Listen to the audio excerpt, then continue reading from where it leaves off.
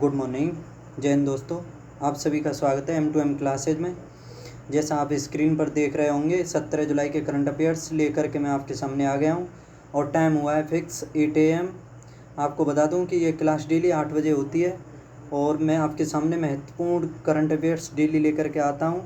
और ये जो करंट अफेयर्स लेकर के आता हूँ आपको फिर से बता देता हूँ कि ये स्टेट के सभी एग्ज़ाम और SSC police MTS CHSL CGL सभी एग्ज़ाम के लिए यूजफुल है। आप इसे निसंदेह या निश्चिंत होकर के इस कंप्लीट क्लास को मेरे साथ देख सकते हो। और आपको एक और चीज़ बता देता हूँ कि इसके बारे में, ये जो क्लास होती है बाइलिंगुअल क्लास होती है, इंग्लिश मीडियम और हिंदी मीडियम दोनों मीडियम के इस क्लास को देख सकते हो और अपनी करंट अफेयर्स को मेरे साथ मजबूत कर सकते हो। तो आपसे कहूँगा इस क्लास को मेरे साथ एंड तक देखा करो। इसमें मैं आपके लिए बहुत ही अधिक महत्वपूर्ण पॉइंट लेकर के आता हूँ। सब कुछ आपके लिए महत्वपूर्ण साबित होगा एग्ज़ाम में, ये मेरी गारंटी है। तो अब मैं इस क्लास को स्टार्ट करता हूँ पहले करंट अफेयर्स के साथ 17 जुलाई के। और इसमें पहला करंट अफेयर्स है कि कोई भाषा को 8वीं अनुसूची में शामिल करने के लिए किस राज्य की मंजूरी मिली है। जो कोई भाषा है उसको शामिल करने के लिए, जो 8वीं अनुसूची में भाषाएं हैं उसमें करने के लिए मंजूरी किस राज्य ने दी है। Which state government has approved the inclusion of कोई language in the 8th schedule. बताइए किस राज्य ने मंजूरी दी है। तो आपको बता देता हूँ, इसको मंजूरी देने वाला राज्य है उड़ीसा। उड़ीसा राज्य ने कोई भाषा को 8वीं अनुसूची में शामिल करने के लिए मंजूरी दी है। और आपको और इसमें महत्वपूर्ण बता दूं कि कैबिनेट के द्वारा इसके बारे में कहा गया है कि इसको 8वीं अनुसूची में शामिल करने से कोई वित्तीय प्रभाव नहीं पड़ेगा। और ओडिशा में आदिवासी आबादी द्वारा लगभग 46 भाषाएं बोली जाती हैं ओडिशा में। और इस कोई भाषा को ओडिशा में ही कंद, खोंडी, कांडा, कोडू या कोइंगा के नाम से जाना जाता है। तो अब आपको मैं 8वीं अनुसूची से संबंधित महत्वपूर्ण बता देता हूं कि जब 8वीं अनुसूची में संविधान में जब भाषाओं का प्रावधान किया गया था तो उस टाइम कुल 14 भाषाएं थी, लेकिन वर्तमान में इसमें जब तो 14 थी, वर्तमान में 22 भाषाएं हैं। तो आप हिसाब लगा सकते हो कि 14 से 22 बढ़ी तो संविधान संशोधन तो निश्चित हुआ होगा। इसमें आपको बता देता हूं मैं कि इसमें जब पहला संविधान इसके लिए हुआ था वो 21वां संविधान हुआ था 1967 में। 21वें संविधान के द्वारा 1967 में जोड़ी गई थी सिंधी भाषा। और उसके बाद हुआ था 71वां संविधान संशोधन 1992 में हुआ था, जिसके द्वारा नेपाली, मणिपुरी और कोंकणी भाषा को जोड़ा गया था। 71वें संविधान संशोधन के द्वारा नेपाली, मणिपुरी और कोंकणी। और उसके बाद ये जो 71वां संविधान संशोधन हुआ था ये 1992 में हुआ था। और इसके बाद हुआ था 92वां संविधान संशोधन। कौन सा 92वां संविधान संशोधन हुआ था 92वां, और ये 2003 में हुआ था। और इसके द्वारा जो 4 भाषाएं जोड़ी गई थी, बोडो, डोंगरी, मैथिली और संताली। जो बोडो भाषा थी वो तो असम से संबंधित थी, और जो डोंगरी भाषा थी वो कश्मीर से, और जो मैथिली और संताली थी वो बिहार और यूपी के कुछ क्षेत्र में बोली जाती हैं। और जो संसद की भाषा का प्रावधान किया गया है संसद की भाषा के लिए, वो अनुच्छेद 120 में किया गया है। 120 में संसद की भाषा के लिए अनुच्छेद। और आपको एक चीज़ और बता देता हूँ कि संसद की जो भाषा है हिंदी और अंग्रेजी दोनों प्रकार की हो सकती है। ठीक है, संसद की भाषा अंग्रेजी और हिंदी दोनों प्रकार की हो सकती है। और न्यायालय से संबंधित आर्टिकल 348 में लिखा हुआ है कि न्यायालय की भाषा आज भी अंग्रेजी ही होगी। ठीक है, अंग्रेजी ही भाषा है जो न्यायालय की भाषा है। और अगर कोई जैसे उसमें अगर कोई सांसद अपनी भाषा में कोई बोलना चाहता है तो उसे बोलने के लिए, अपनी मातृभाषा में बोलने के लिए, जो उसका सदन का अध्यक्ष और उपाध्यक्ष होता है उससे मंजूरी लेनी होती है। ठीक है, तो पहले क्वेश्चन से संबंधित मैंने आपको समझाया। अब इससे आगे देखते हैं कुछ इंपॉर्टेंट क्वेश्चन के बारे में कि किस राज्य सरकार ने ज़रूरतमंदों को मुफ्त कानूनी सहायता प्रदान करने के लिए कानूनी सहायता तथा रक्षा परामर्श प्रणाली LADCS लागू की है। LADCS लागू करने वाला है उत्तर प्रदेश। और किस राज्य सरकार ने टोडी टेपर्स के लिए गीता कर्मिकुला बीमा, ये गीता कर्मिकुला बीमा योजनाएं ये लागू करने की घोषणा की है तेलंगाना ने, गीता कर्मिकुला बीमा योजना।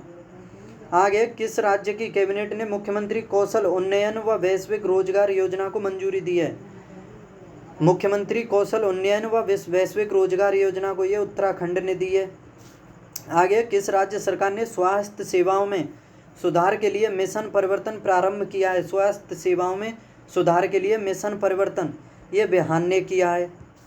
आगे क्वेश्चन नंबर 2 है इसमें कि 22 से 24 जुलाई 2023 के मध्य किस शहर में विश्व का सबसे बड़ा अंतर्राष्ट्रीय मंदिर सम्मेलन और एक्सपो का आयोजन किया जाएगा? यानी 22 से 24 जुलाई 2023 के मध्य किस शहर में विश्व का सबसे बड़ा अंतर्राष्ट्रीय मंदिर सम्मेलन और एक्सपो का आयोजन? In which city the world's largest international temple conference and expo will be organized from 22 to 24 July 2023?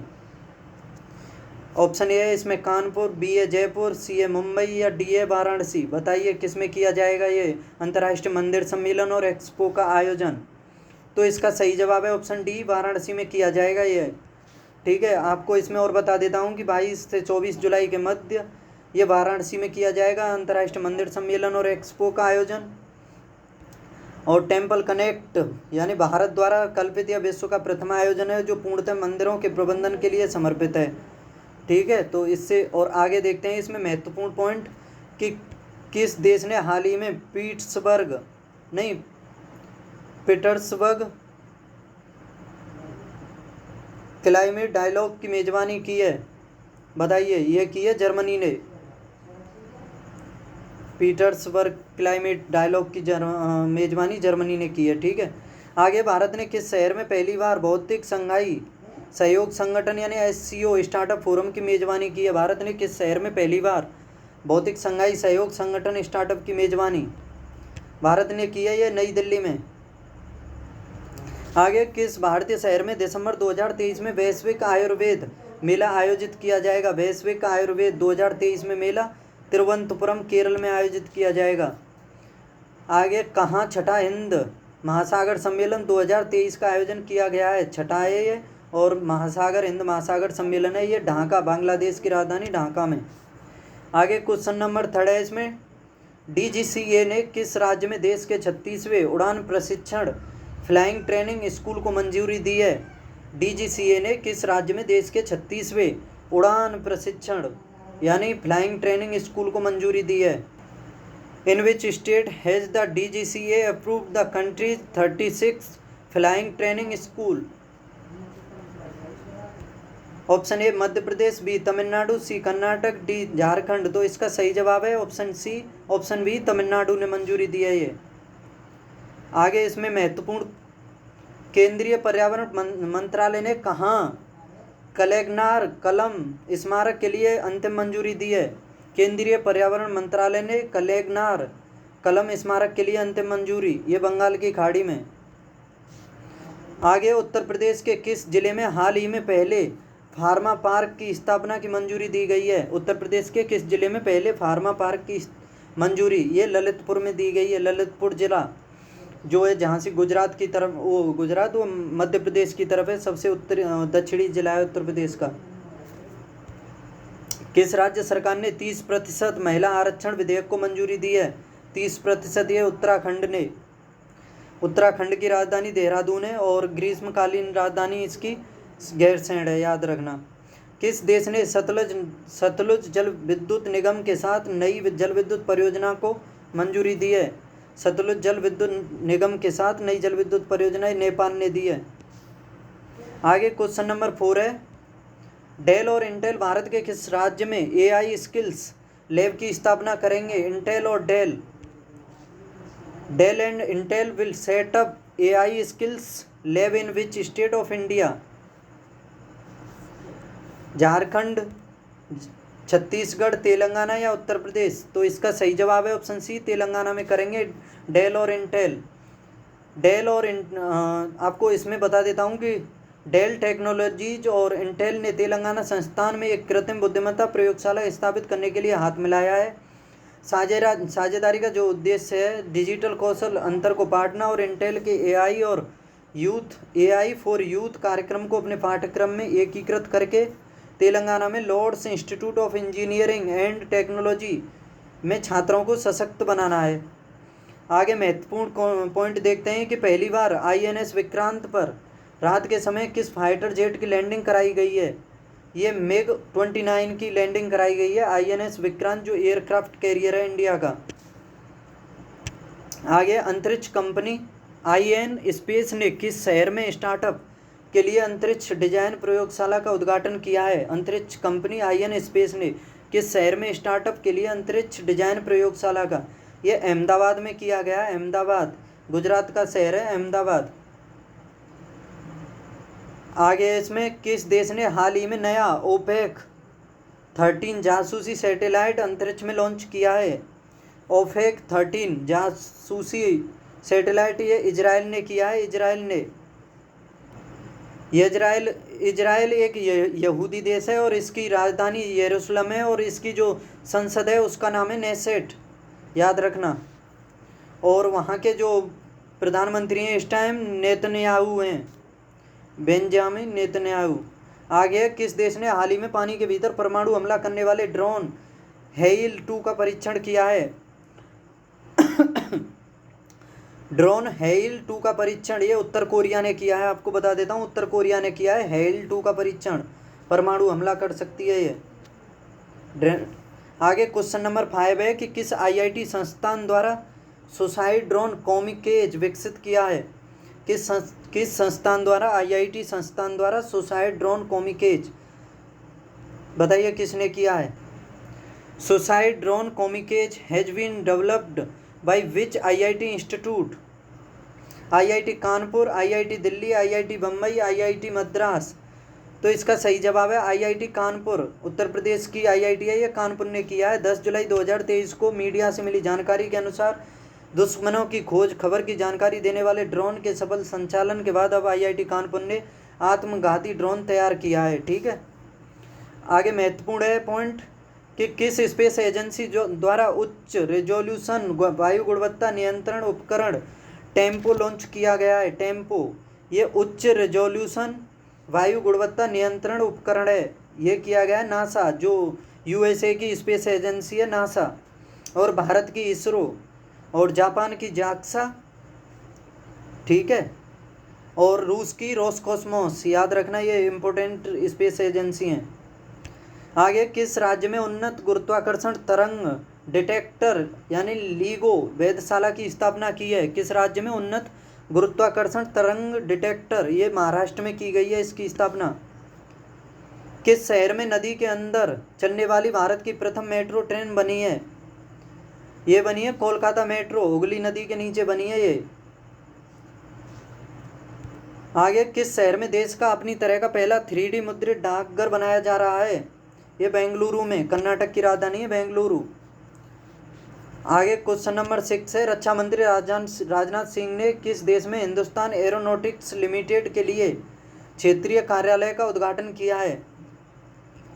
बताइए, in which country has defence minister Rajnath Singh inaugurated the regional office of Hindustan Aeronautics Limited? Option A Myanmar, B Malaysia, C Bangladesh या D Sri Lanka. तो इसका सही जवाब है Malaysia. Malaysia में की है राजनाथ सिंह जो रक्षा मंत्री हैं। राजधानी कोलालमपुर है मलेशिया की, और यहाँ पर उन्होंने हिंदुस्तान एरोनॉटिक लिमिटेड यानी HAL के क्षेत्रीय कार्यालय का उद्घाटन किया है। ठीक है, आगे इसमें महत्वपूर्ण पॉइंट देखते हैं कि किस देश में स्थित भारतीय सांस्कृतिक केंद्र में न्यू लिबरेशन वॉर गैलरी का उद्घाटन किया गया है? ये बांग्लादेश में किया गया है। किसके द्वारा हमारी भाषा हमारी विरासत नामक प्रदर्शनी का उद्घाटन किया गया है? ये मीनाक्षी लेखी के द्वारा किया गया है, हमारी भाषा हमारी विरासत।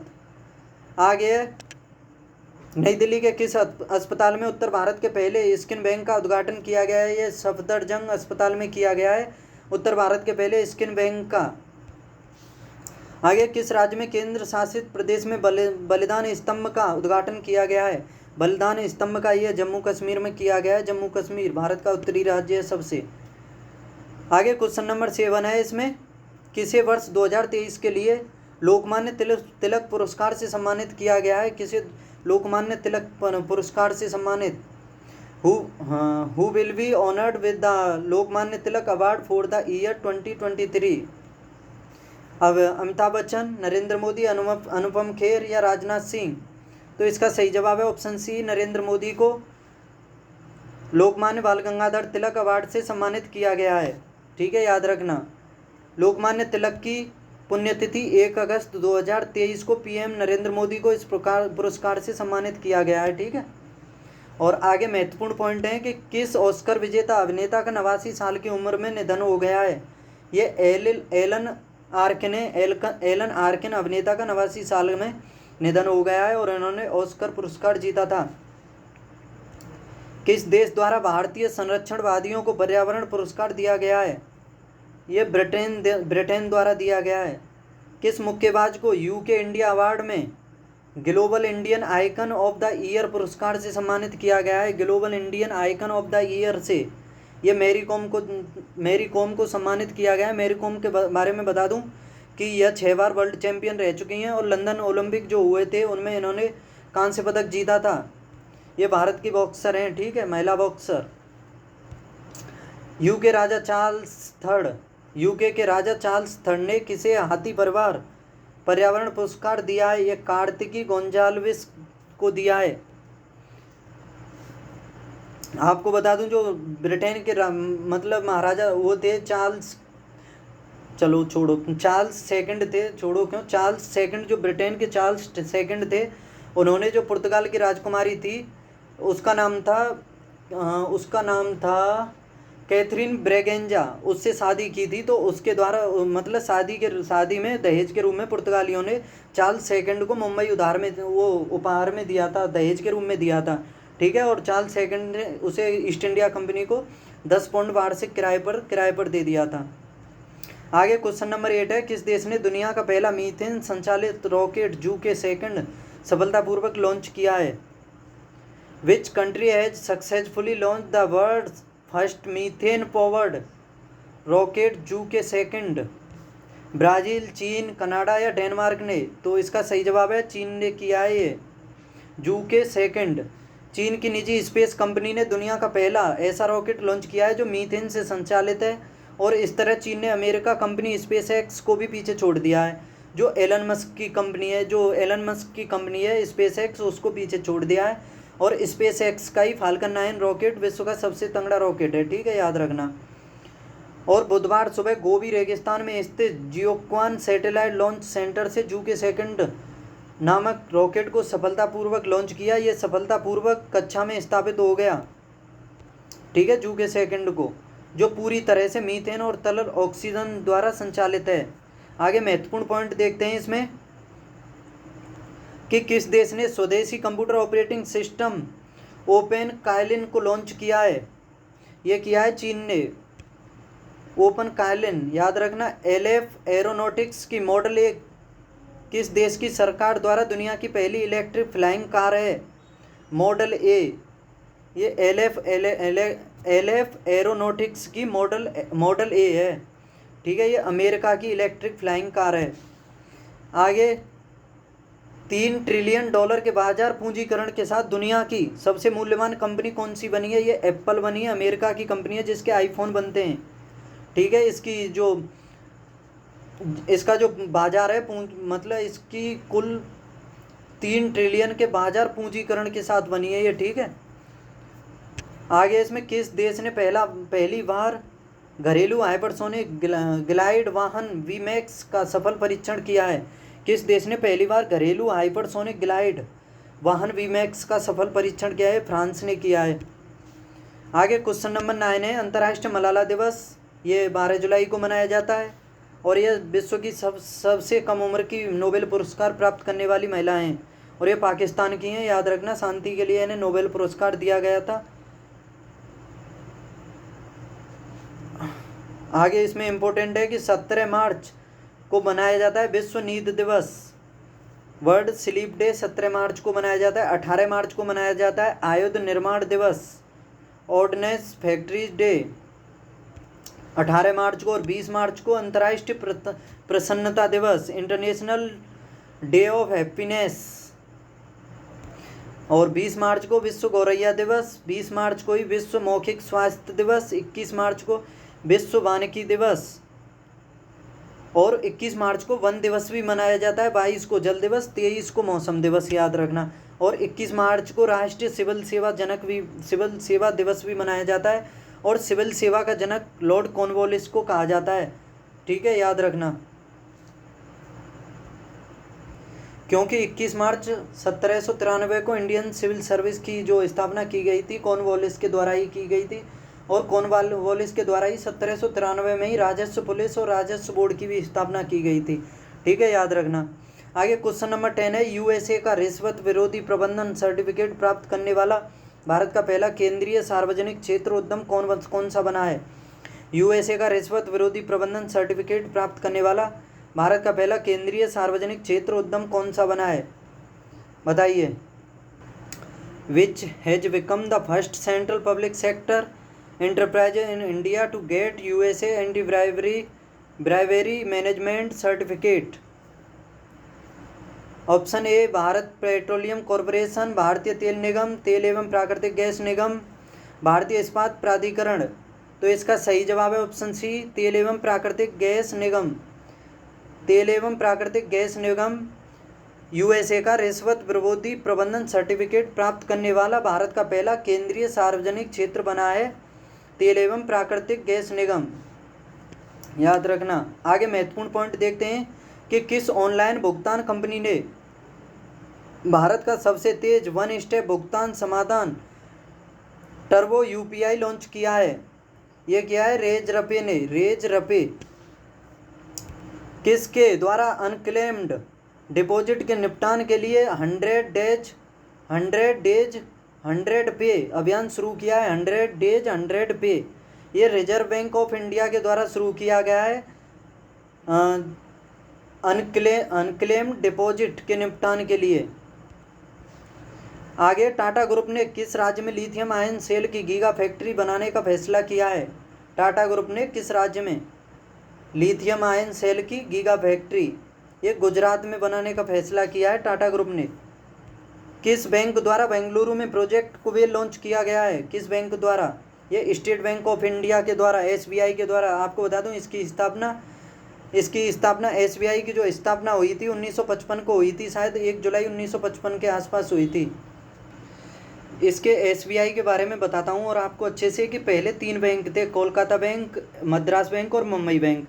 तो बम्बई बैंक, ठीक है, इन तीनों बैंकों को संयुक्त रूप से मिला करके एक 1921 में, शायद 28 फरवरी 1921 में मिला करके इंपीरियल बैंक ऑफ इंडिया कर दिया। फिर यह इंपीरियल बैंक ऑफ इंडिया 1 जुलाई 1955 को इसका फिर नाम चेंज कर दिया, ये कर दिया स्टेट बैंक ऑफ इंडिया। ठीक है, तो स्टेट बैंक ऑफ इंडिया की स्थापना 1 जुलाई 1955 को हुई थी। अब आगे सामान्य ज्ञान के कुछ महत्वपूर्ण क्वेश्चन हैं आपके सामने वन लाइनर के रूप में, आप इन्हें देखिए। महत्वपूर्ण क्वेश्चन है आपके सामने कि उपराष्ट्रपति अपने मत का प्रयोग कब करता है? मतों का प्रयोग करता है बराबरी की स्थिति में। और उपराष्ट्रपति अपना त्याग पत्र देता है राष्ट्रपति को, याद रखना। ठीक है, राष्ट्रपति को उपराष्ट्रपति अपना त्याग पत्र देता है, और जो वो राष्ट्रपति है, राष्ट्रपति भी अपना त्याग पत्र उपराष्ट्रपति को देता है। और उपराष्ट्रपति को शपथ राष्ट्रपति दिलाता है, लेकिन राष्ट्रपति को शपथ भारत का मुख्य न्यायाधीश दिलाता है। ठीक है, याद रखना। और राष्ट्रपति के शपथ की जो प्रावधान है वो आर्टिकल 60 में दिया हुआ है राष्ट्रपति के बारे में। आगे देखते हैं इसमें कि भारत के उपराष्ट्रपति का चुनाव कौन करता है? संसद के दोनों सदन करते हैं, और इसके दोनों निर्वाचित और मनोनीत दोनों सदस्य करते हैं। उपराष्ट्रपति को पद व गोपनीयता की शपथ कौन दिलाता है? ये राष्ट्रपति दिलाता है, बता दिया पहले ही। और उपराष्ट्रपति के चुनाव हेतु कौन सी प्रणाली अपनाई जाती है? ये एकल संक्रमणीय गुप्त मत पद्धति यानी अप्रत्यक्ष मत पद्धति अपनाई जाती है इसके चुनाव में। और उपराष्ट्रपति का चुनाव कैसे होता है? यही अप्रत्यक्ष रूप से यानी गुप्त मत पद्धति के द्वारा। आगे पौधों में जीवन होता है, यह किस भारतीय वैज्ञानिक ने बताया था? पौधों में जीवन होता है, यह जगदीश चंद्र बोस के द्वारा बताया गया था। ठीक है, याद रखना, पौधों में जीवन होता है। आगे महात्मा गांधी द्वारा साबरमती आश्रम कहाँ स्थापित किया गया? यह अहमदाबाद गुजरात के शहर में स्थापित किया गया, अहमदाबाद में। रामचरितमानस किसने लिखी? ये तुलसीदास के द्वारा लिखी गई थी, याद रखना, गोस्वामी तुलसीदास के द्वारा रामचरितमानस। आगे उत्तरी गोलार्ध में सबसे छोटा दिन कब होता है? ये 22 दिसंबर को होता है उत्तरी गोलार्ध में सबसे छोटा दिन। आपको बता देता हूँ कि 22 दिसंबर को उत्तरी गोलार्ध में सबसे उत्तरी गोलार्ध में जो है सबसे छोटा दिन होता है, और 22 दिसंबर को ही दक्षिणी गोलार्ध में सबसे बड़ा दिन होता है, ठीक है। और 21 मार्च और 21 सितंबर को ये विषुव की स्थिति होती है, यानी 21 मार्च और 23 सितंबर को विषुव की स्थिति, और 21 मार्च और 23 सितंबर को पूरे विश्व में ये दोनों दिन बराबर के होते हैं, ठीक है। दिन और रात इसमें बराबर होते हैं 21 मार्च और 23 सितंबर को। आगे क्वेश्चन है इसमें, वायुमंडलीय दाब किस यंत्र से मापा जाता है? वायुमंडलीय दाब को बैरोमीटर के द्वारा मापा जाता है। टेस्ट मैचों की एक पारी में सभी 10 विकेट लेने वाला भारतीय कौन है? ये अनिल कुंबले हैं, याद रखना। आगे क्वेश्चन है, सांची का महान स्तूप कहाँ स्थित है? ये मध्य प्रदेश में स्थित है सांची का महान स्तूप, और ये इसे अशोक के द्वारा बनवाया गया था। पुष्कर झील कहाँ स्थित है? ये राजस्थान में स्थित है। डीडवाना, सांबर ये सभी राजस्थान में, पुष्कर झील भी राजस्थान में। आगे प्रसिद्ध एलिफेंटा गुफाएं कहाँ स्थित है? मुंबई के समीप स्थित हैं, औरंगाबाद जिले में स्थित हैं ये एलिफेंटा की गुफाएं। आगे सांची स्तूप का निर्माण किसने कराया था? ये अशोक वर्धन ने कराया था सांची स्तूप का निर्माण। और दूरदर्शन द्वारा प्रायोजित प्रथम धारावाहिक था हम लोग, ये दूरदर्शन द्वारा प्रथम धारावाहिक था हम लोग, सीरियल था ये एक। स्टैचू ऑफ लिबर्टी बना हुआ है, ये इंग्लैंड में बना हुआ है स्टैचू ऑफ लिबर्टी। और स्टैचू ऑफ यूनिटी जो है वो गुजरात में बना हुआ है, गुजरात अहमदाबाद में, जिसके राम सुतार वास्तुकार हैं, ठीक है, याद रखना। और 182 मीटर ऊंचाई है उसकी, और नर्मदा नदी के किनारे स्टैचू ऑफ यूनिटी। और ये जो स्टैचू ऑफ लिबर्टी है ये इंग्लैंड में है, ठीक है। तो दोस्तों 17 जुलाई के करंट अफेयर्स मैंने आपके सामने देखे, तो कैसे लगे आपको? अच्छे लगे? कैसे लगे तो बताइए कमेंट बॉक्स में। अच्छी लगी हो तो वीडियो लाइक शेयर जरूर कीजिए। चैनल को सब्सक्राइब नहीं किया तो चैनल को सब्सक्राइब कीजिए। कल मिलते हैं, कल 18 जुलाई के करंट अफेयर्स के साथ। तब तक पढ़ते रहिए, हंसते खेलते मुस्कुराते रहिए। बाय।